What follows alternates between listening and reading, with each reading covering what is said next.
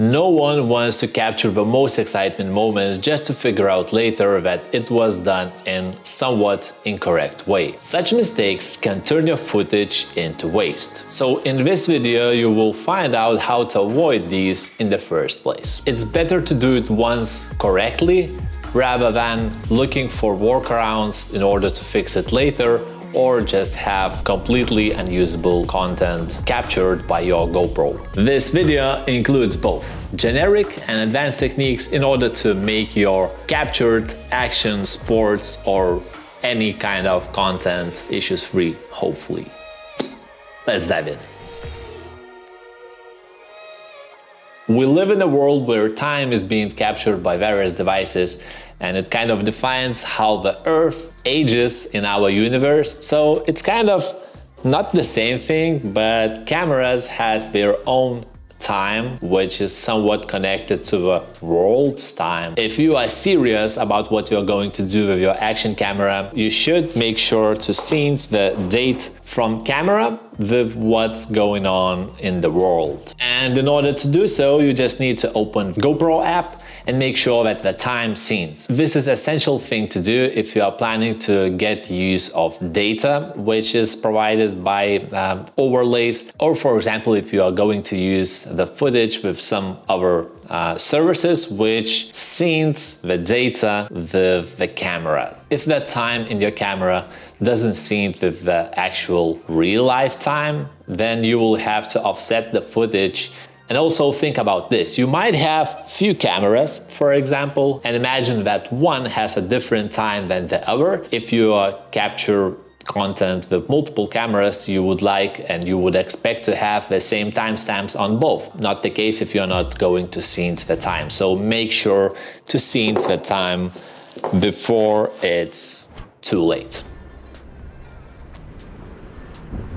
We are not going to leave a topic about the timestamps just yet. It's because the quick capture mode, which is available in GoPros, ruins the timestamp as well. So if you are not aware of, the quick capture is a feature where you just click the power on button while doing some action sports, etc. and it automatically starts recording after a few moments. Then if you want to stop the recording, you just press it again, and that stops and turns off the camera, saving battery, saving the space on SD card, etc.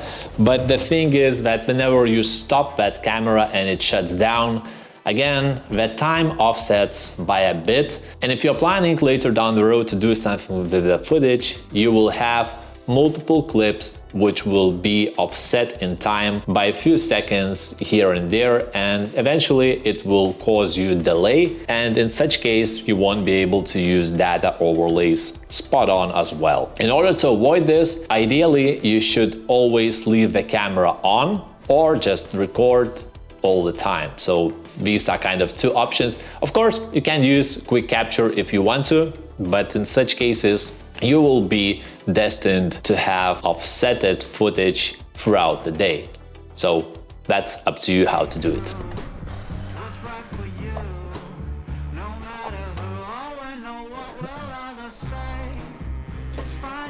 As I mostly record on the chesty when doing some action sports or just going for adventure, chesty is my preference because you don't need to carry the camera on your own. And the thing here is that it's possible to use two mounts. They are both from GoPro, and one you can see has low handle here and other high.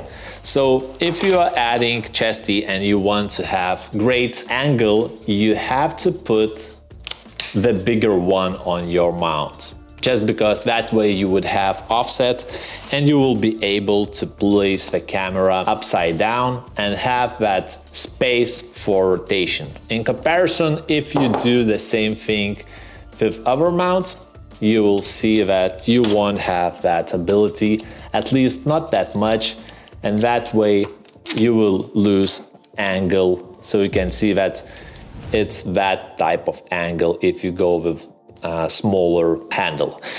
It kind of works in some cases when you are recording action but just having that additional control with a bigger one gives you an edge in order to just have ability to rotate it however you want. If you want to be straight down, you can have that ability. What you won't be with that shorter handle. So keep that in mind if you're using chesty. Just use the one which has bigger side and you will be good to go for more cases than this one limited.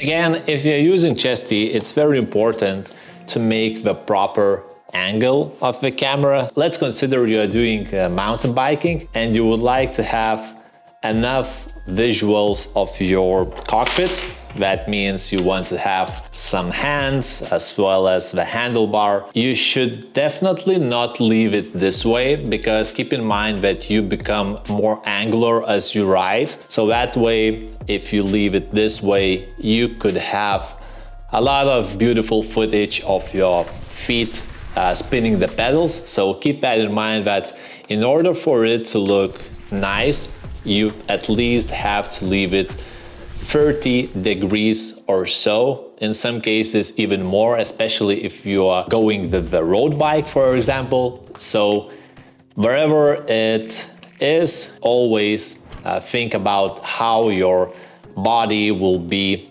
in relation to the ground, so that way you will have at least some sort of estimation how rotated this should be. And always when you are in the position of your action sport or movement, just have a look what direction the camera looks and readjust if needed.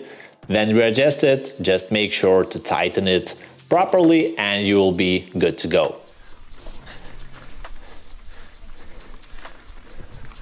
You have my word, we are almost finished with chesties, but the last one thing which you should consider if you are using this one is make sure to tighten up the straps, because sometimes it looks like tight enough, but when you look at the footage you notice that it shakes a lot. Of course, the new cameras nowadays has very great stabilization, so Hyper Smooth does the thing, but you also have to make sure that these are not too loose.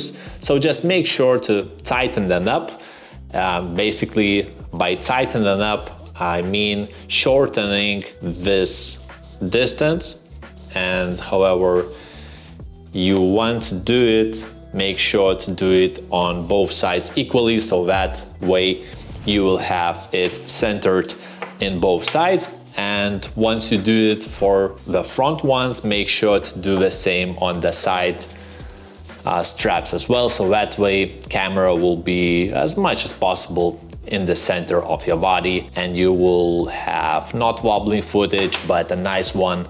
And that way, after looking at the footage later down the road, you won't get sea illness, because the footage will be as flawless as from the left.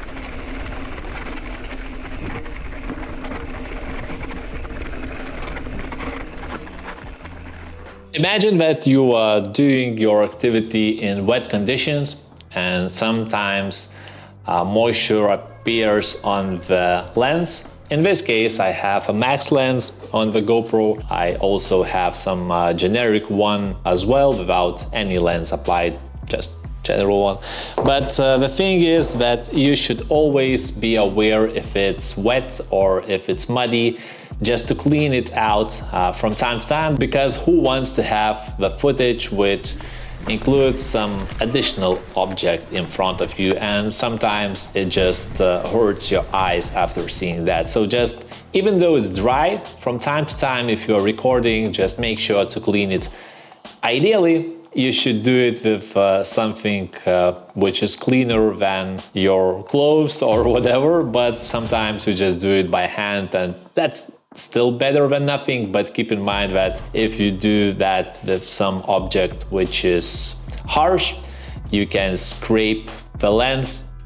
How do I know?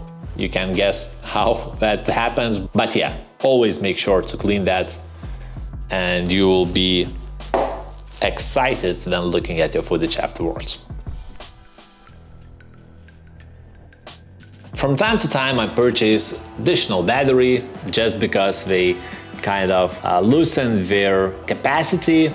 And also when you are purchasing a new camera, you just sometimes get a bundle where you got one battery and then additional one. So I got quite a lot of those, and especially if you are going somewhere out, like in hiking or so, and you want to make sure that you are using the battery which were not used in the past. So for that reason, I do the thing which probably a lot of videographers do with their hardware, shall we say, whether it's storage or the batteries or whatever. Basically, I add a sticker with a number and attach it with clean adhesive tape, and that way I will know that I already used one or the other battery. Basically, I start with the lowest number and then use them in an incremental order. Of course, you might say that, well, you could just put it in a different pocket, don't you? In theory, yes. In practice, sometimes you just forget where something is, etc. And if you are relying on that order, you will always know that you are doing that properly. And actually, I haven't yet. These things are getting away from me. I'm also going to do that with those because it just saves you time, and actually then recharging them, you can always take them by incremental order as well and do the same thing issue-free. If you are following me on YouTube, you probably already know that from time to time I add full-on boards from the races, and they might be from 1.5 hours up to 6 hours or so. So if you are using GoPro, you already know that with just generic batteries it would be impossible, unless with such quantities I could exchange them during the ride. But considering that I'm racing and I don't want to have another headache in my head to replace the batteries on time, because I'm recording always without any stoppage, that's the way how I approached things with power bank on the GoPro. So basically what you do is that you have chassis, you connect the camera, and then you have to do something with the power bank, where to place it, etc. You can check the full video on the setup of these things, but in general what you need to have is the open door bracket, which replaces the generic one. So generic one has the doors here, and this is replaced with another one, so that way you connect the cable here. So for the example purposes, we will have it here. You connect the camera to the cable, then you take some power bank, Tom 10 one, my branded. You can purchase it, not yet on the shops. Anyways, you just connect it, and basically you can record unlimited amount of time, unlimited to a degree what size your power bank is. I have two, so this one is that size and this one is Weber. So this one is 4,000, this one is 5,000.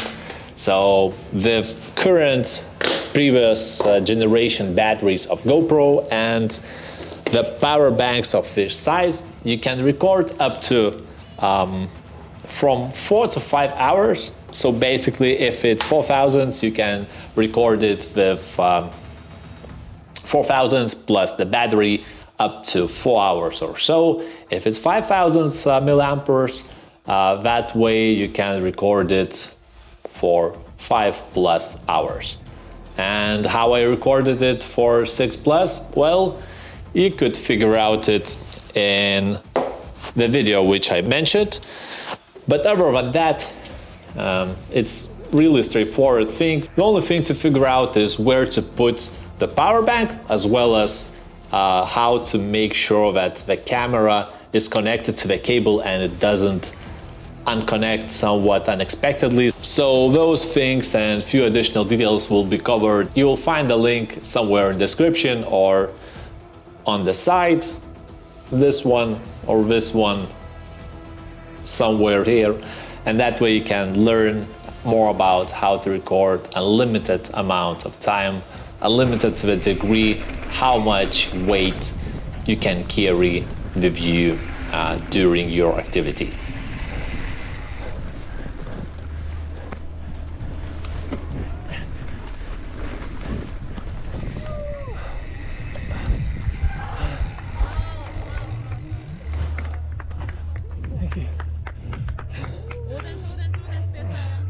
Again, if you are into action sports, I would strongly recommend you to get max lens, even though it's currently applied on the Black 10 version. I haven't tested the 11th one, how different it gets when max lens is applied, but basically what it gives to you is wider range of viewport, as well as it also includes a bit more stabilization. With a slight catch, which I wanted to mention here, is that if you know that you are going to ride in the conditions where it's relatively dark, I would strongly recommend not to use max lens because the footage shakiness becomes awful. Then in compared to what casual camera can record without the max lens, you would be surprised how better the difference is. So if you know that you're going into dark conditions, don't use the max lens because the content will be a bit more shaky than usual, as well as the dark will be a bit more darker than you could expect to have. Because how I know? Guess how.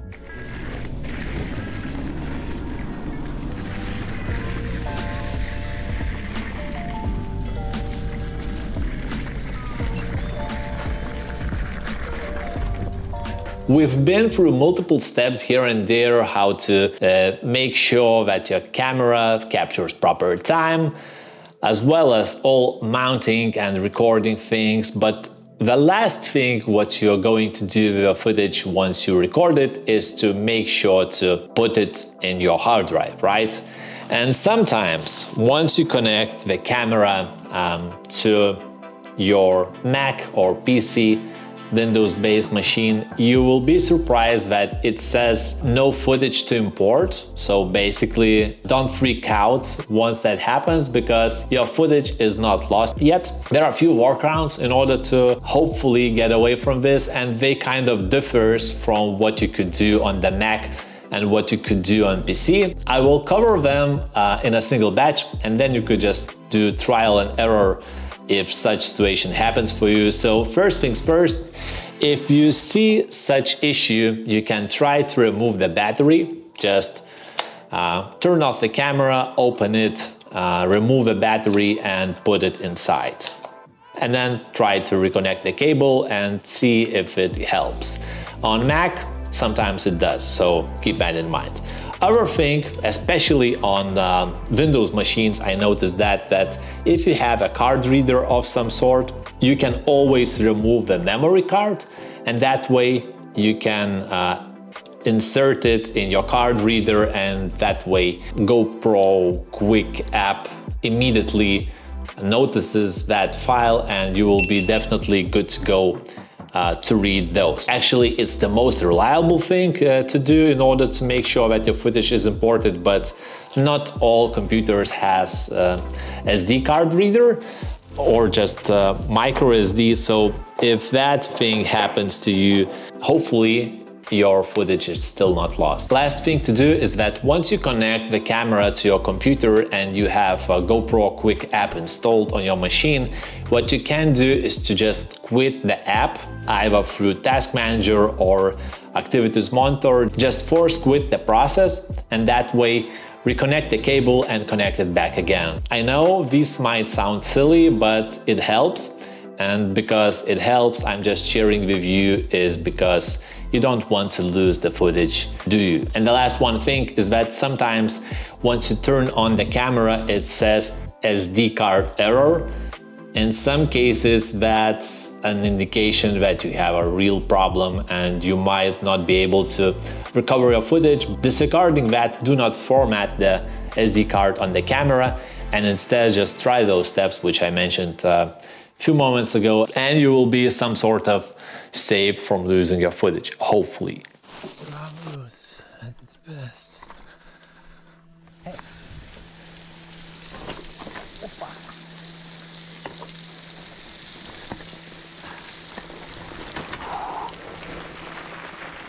So, as you probably already know, I have quite a lot of those and had GoPro since GoPro 4, I guess. I didn't capture that much in the beginning, but now I'm getting used to those cameras and couldn't imagine the way how I could record content without them. So if you have additional questions about those things which were covered in this video, I will also include separate clips with more in-depth explanation on some of those topics which requires that, but hopefully these will help you to record a better content with your GoPro. And if you are doing something with it and you kind of have problems, do not hesitate to drop a comment and I might be able to help you in order to get away from your issue. So thanks for the time, and don't forget to watch video about the power banks, which actually helped me to create all this content on the channel. So that's kind of the main reason how we can watch highlights from races up to 5 hours or so and have the best moments from the race and also the whole race. The reason being why I upload full on boards is because that way you can check some specific part of the track, which for some people is completely irrelevant and for some it's the most important thing to see. So that's kind of the main reason why we see those full on boards, and at the same time you won't be able to press record when someone crashes in front of you or you just go over the bars, etc. Žodžiu, aš nukritau, leidžiuos dabar, atsiųsiu locationą. So that's kind of the main reason why going for the whole duration of event and recording everything is crucial. And of course, sometimes it's more complicated to edit that content, but that's just a minor thing as long as it's captured. So thanks for the time and I hope to see you around.